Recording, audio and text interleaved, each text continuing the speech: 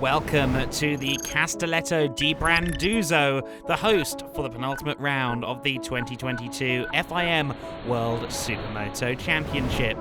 This is one of the most technical circuits on the calendar and played host to a hugely dramatic title decider in 2021. The track is a lengthy 2.3 kilometres, with over a kilometre of that dedicated to jumps and off-road sections.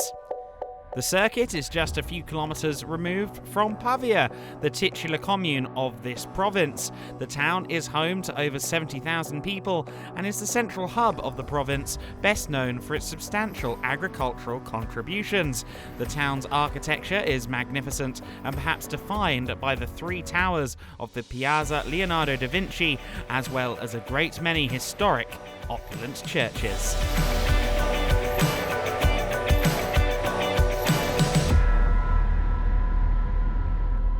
Let's get up to speed with Castelletto di Branduzzo with Daniele De Cicco and Michael Vertimati. We are in the last section of the track. We arrive very fast from the straight, and after you have to brake hard into a chicane and find the perfect line between the bumps into the road.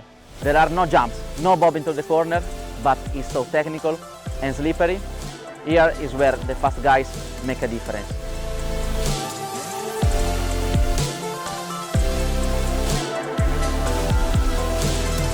We are here in Castelletto in the Sky section, where we can make the difference.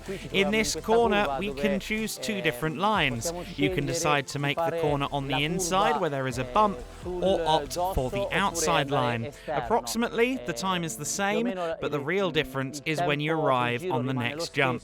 The best risers absorb the jump and don't lose time in the air. If you're a visual learner, have no fear. De Cicco and Vertimati were more than happy to show us around.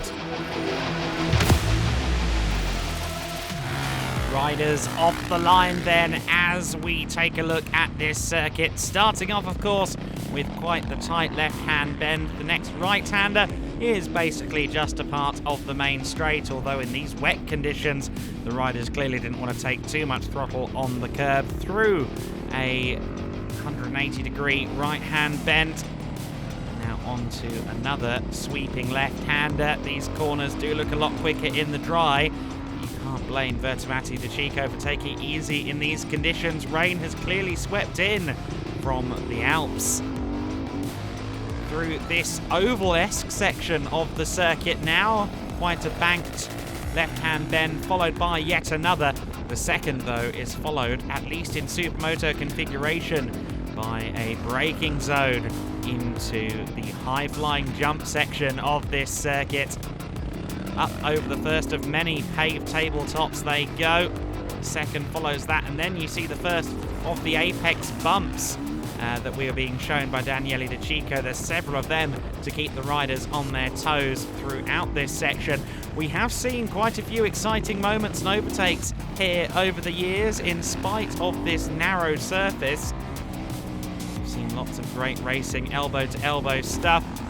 A little bit of berm riding there from De Cicco on the outside, up over the concrete and back onto the main configuration of this circuit once more. Good overtaking opportunities here, perhaps at this hairpin left-hander. Wind up the throttle now for one of the faster sections of the circuit. Next up is this rather high-speed chicane, at least it's high speed in better conditions than these. Another chicane now, this one leading us onto the dirt section. You see there, the bike underneath Vertimati really dancing around as he applies the power. Go right up to the tree line next as you run towards the paddock. That's always a good sign that you're close to the end of the lap when you're by the paddock, and indeed that is the case here. Back onto the tarmac. This section of the circuit gets very muddy and effectively becomes part of the dirt as the weekend rolls on. Back now onto the last couple of corners of the lap. Good braking zone at the final turn. You do see the odd move made here at the final corner. Will anyone make a heroic dive on the final lap this weekend?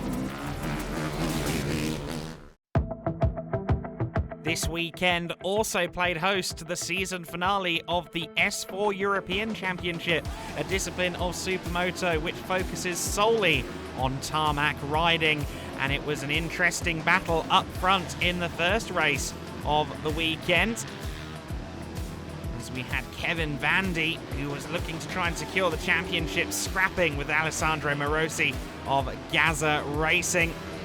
The 69 rider having to chase down Alex Ruiz Jimenez in the point standings. Jimenez, who had won the season opener at Brusca and Catalunya. In the first race, however, he was some way off the pace.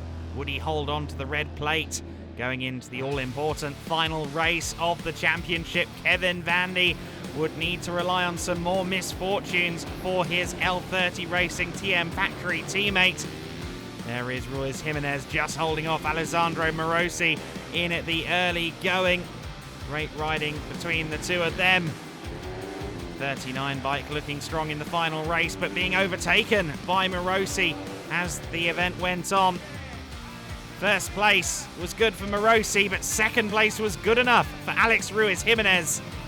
Only fourth place in the Grand Prix of Lombardia, but that was enough to declare him the S4 European Champion of 2022 by just 2 points over Kevin Vandy, who took the Grand Prix win. Congratulations to Alex Ruiz and the team.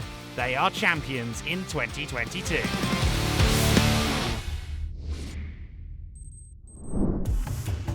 Race 1 of the weekend, and the heavens hath opened. No change at the front of the order though. Tom Charret, Lucas Hurlbacher and Mark Rayner-Schmidt on the front row of the grid. Milan Sitniansky, Steve Bonnell and Elias Sammartin on row 2. Then it's Andreas Buschberger, Roman Kivers and Mikael Brian Amadeo, Yuri Catherine, Giovanni Basai and Romeo Fiorentino, rounding out the first 4 rows of a packed grid in these very treacherous conditions. You saw there Hurlbacher just struggling to get the power down from the middle of the front row. Milan Sitniansky tiptoeing his way around the outside at turn number 1. It's the 2 TM Factory bikes up at the sharp end of the order. Thomas Charret leading the way. He will surely have more wet weather experience than most of the riders around him, by virtue of being perhaps the most experienced rider at the sharp end of Supermoto competition. You see there Sitniansky, we're right on board with him. And it looked like Hurlbacher was having a look to the inside of Mark Rayner-Schmidt there. Hurlbacher always audacious, but in these wet conditions, everyone, even Lucas Hurlbacher, is having to be a little bit careful. And it is Mark Rayner-Schmidt up into the lead. So the number 1 bike has gotten through there. I thought it was the more yellow leathers of Charret in second place, but I hesitated to confirm it is, though the timing screen now confirming that it is Charret in second place. Mikael Brian Amadeo there in 10th position. Oh, and a low side there. So easy to do in this wet weather, even with the wet weather Michelins on the wheels. There is so little room for error and so little room for confidence, quite frankly. The top 3 have gotten away from the chasing pack. We saw that Milan Sitniansky was somewhat staying with them, but now there's a big margin between the lead 3, the 3 championship contenders, and the rest of the field. Lucas Hurlbacher trying to hold on to the back of Charret at the moment. He really needs to get a good weekend on the board. All 3 riders need a great weekend to stay in the championship hunt. No one can afford to drop any points at this stage. You're right on board with Sitniansky, having a rather lonely time of it there in 4th place. Mark Rayner-Schmidt wishes he was lonely, but he's got Tom Charret closing in once again.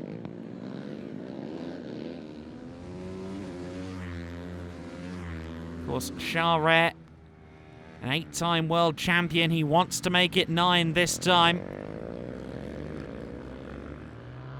He has, however, got some of the toughest competition he's faced in recent years, in the form of both Hurlbacher and Mark Rayner-Schmidt. Milan Sitniansky looks like he's been caught up by some of the chasing pack. Some of the others going through the jump section in unison there.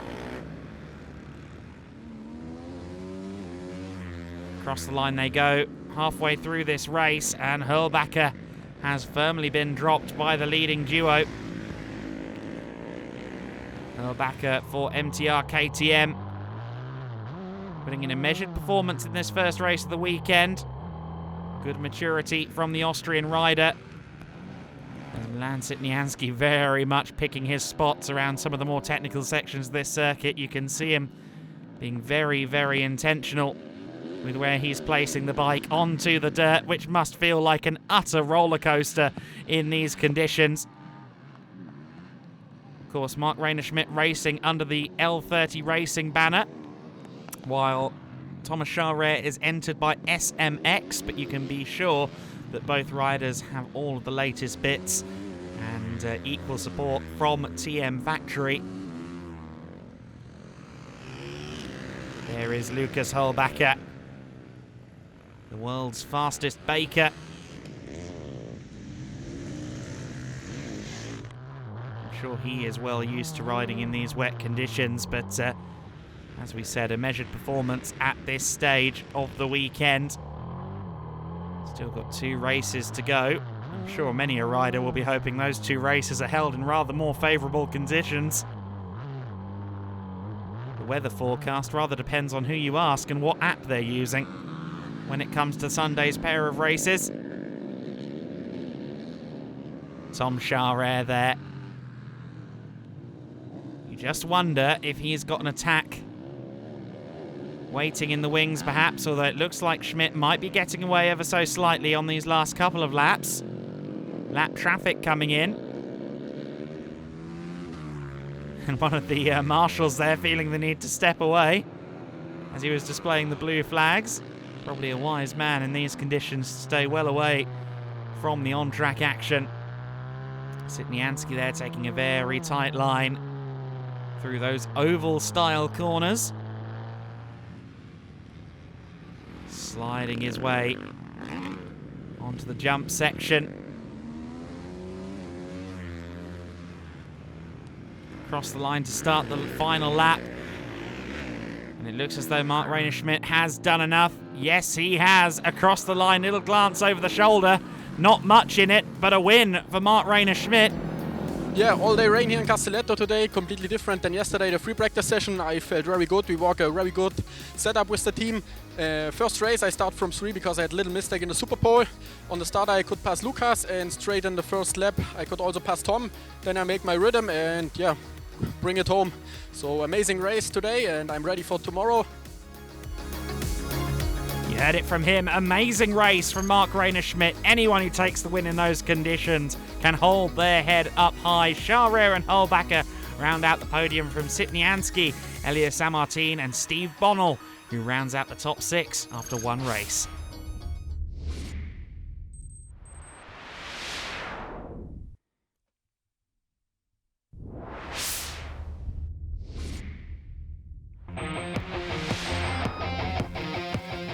Come the dawning of Sunday morning, the weather was a little better.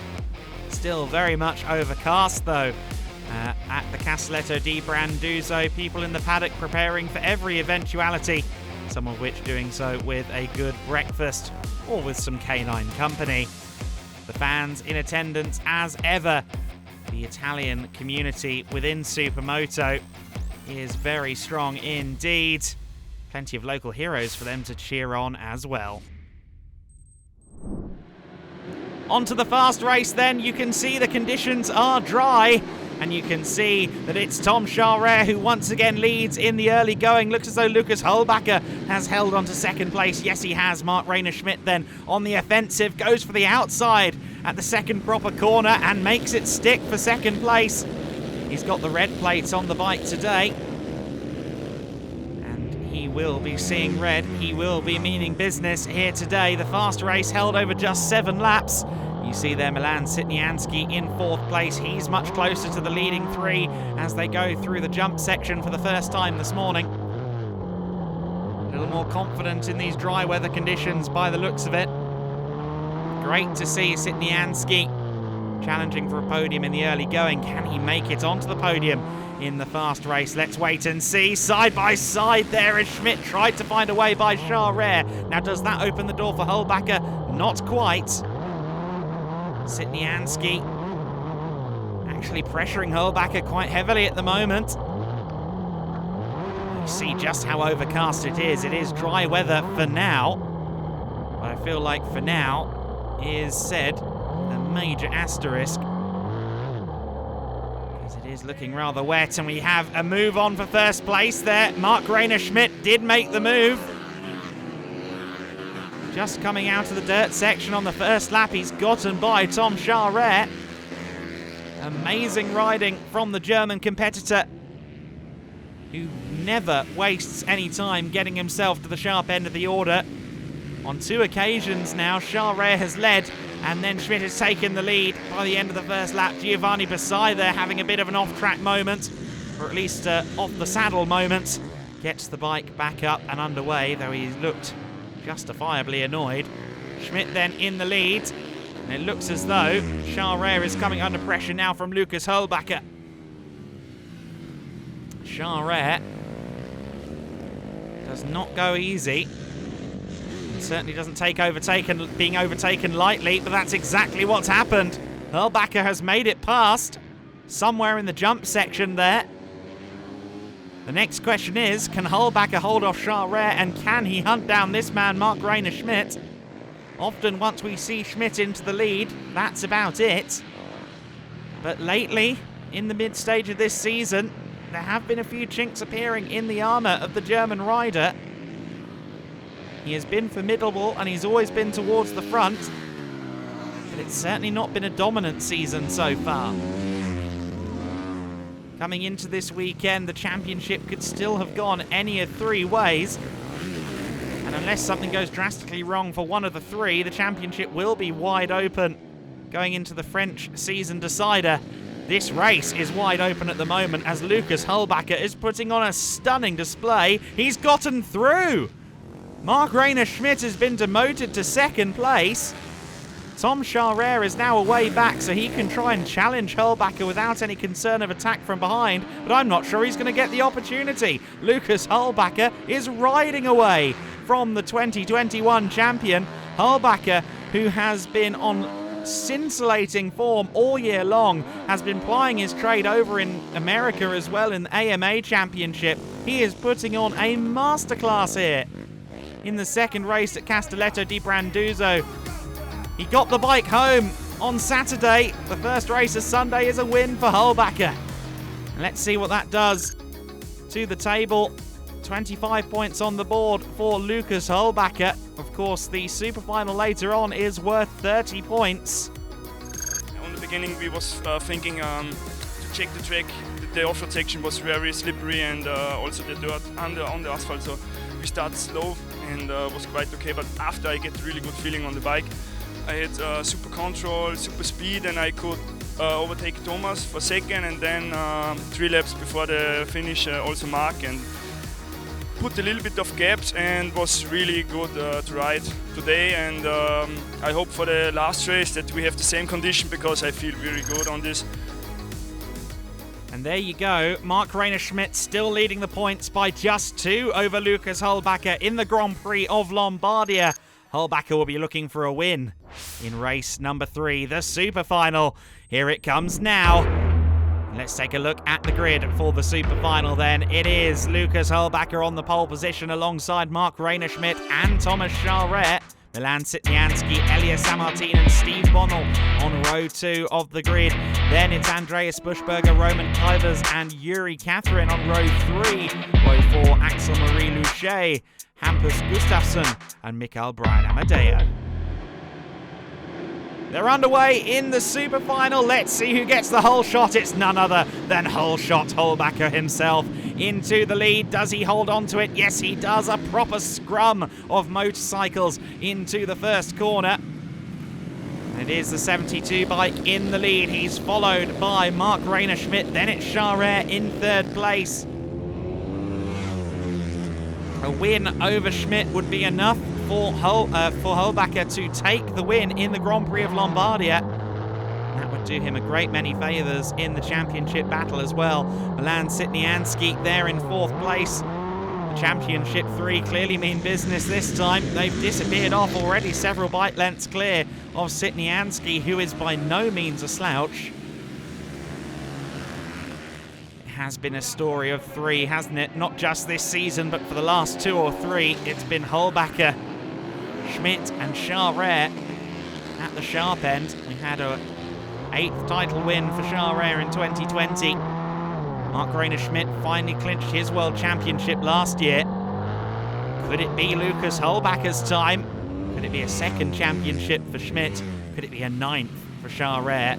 These are the questions we've all been asking ourselves all season long, and frankly, at this stage, we're no closer to knowing any of the answers. And performances like this from Holbacher certainly have you wondering whether we'll see some orange on the championship come the end of the year. Charret dropping slightly off. Those two scrapping for the lead at the moment, and Schmidt is really not making life easy for Lucas Holbacher. We've seen these two get physical, thinking back to 2020, back when Marc-Reiner Schmidt was on a black Honda. Bikes may have changed, but I'm sure the riding styles and the action has not. And if Marc-Reiner Schmidt gets half an opportunity, or he sees Lucas Holbacher make half a mistake, a move will be on. I thought for a moment there that Holbacher had made half a mistake.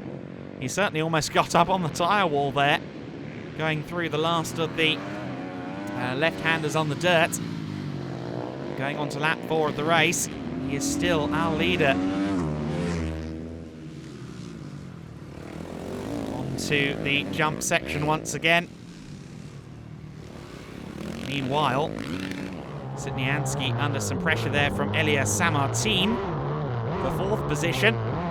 These two seem to perpetually be somewhere in each other's orbit. At the moment, it seems as though Sitnianski has the 32 covered, but Samartin